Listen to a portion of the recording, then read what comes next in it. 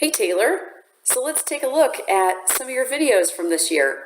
First, we're going to look at the video and talk about the improvements from November of last year, and then we're going to look at the video from April and talk about the improvements that we see that happened and some things that you might want to continue to work on over the summer.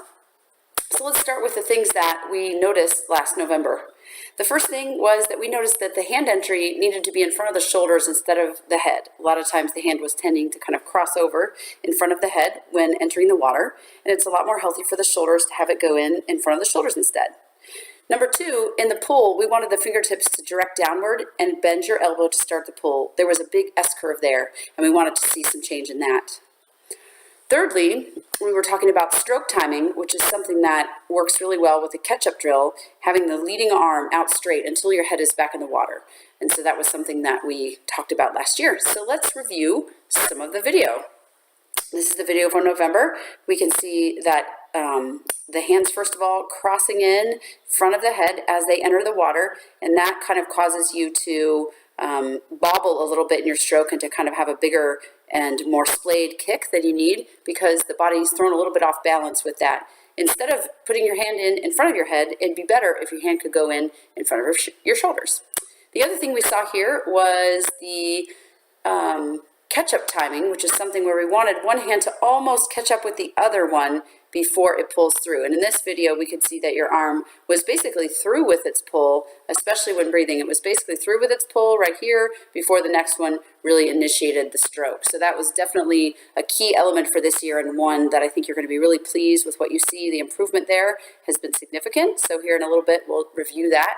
And we also noticed that we wanted to see your fingertips pointing down, which we'll see a little bit better here in the underwater video. So let's take a look at that video.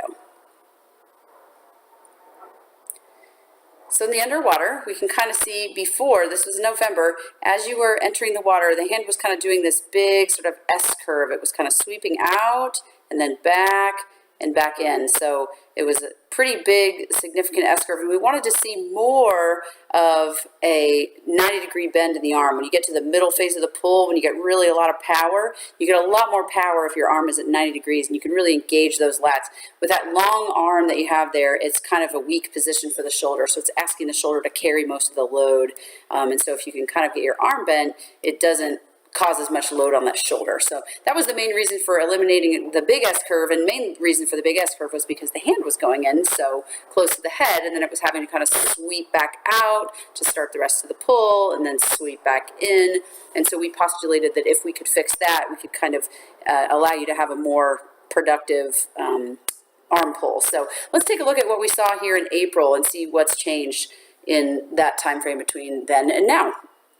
So here we have the April video that is regular speed, and the immediate thing I saw right now was the catch-up timing significantly improved, although there's definitely still some improvement. You can see there that arm is still pulling through before that other arm is initiating its pull. So you've made some improvement there. It's great. We definitely want to see if you can continue to work on that catch-up drill to keep that arm out front. Right now, your arms, if I was to say where they're passing by one another, it's somewhere underneath the middle of your chest when they kind of pass by each other. And it would be better if we could have them passing by one another, get ready, in front of your head.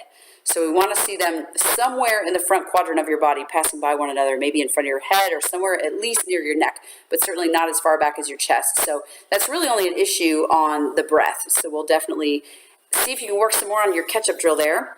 But look here, your train tracks, or putting your hands in like train tracks in front of your shoulders, has improved huge. And we're going to see that in the underwater video. Look at that. The hand's definitely going in more, especially your right hand going in more in front of your shoulder. The left hand is tending a little bit after that breath to kind of scoop on over. So really watch that left hand. It wants to cross over. But boy, that right arm's made good improvement. So great job with that. And then let's take a look at some of the underwater video in slow motion, and we're going to be able to see that your fingertips are pointing down. You could definitely still get some more of that 90-degree angle bend in your arm. It's still pretty long and straight for most of the pull. It starts to bend a little bit when your hand gets under your body, but I bet you could get more bend in that elbow and just engage those lats a lot more. So This is really kind of fun to look at this video to see how much had changed in between then and now. So keep on working on that catch-up drill and keep on working on that bend in the elbow and see if you can get a lot more power out of your stroke. So let's take a look at those improvements in slide format so you can see those written out. And here they are. Again, your hand entry is going in better in front of your shoulders, much better, but keep on that. That still could use some improvement. Also, after your arm enters and straightens, direct those fingertips down. That was definitely fixed, but could use a little bit more work to bend the elbow. And the stroke timing, it is much better, but definitely at the breath, I can still see some room for improvement there. So this was really fun to look at, Taylor. I'm super glad we had you in the program this year, and we hope you'll join us next year. See you soon.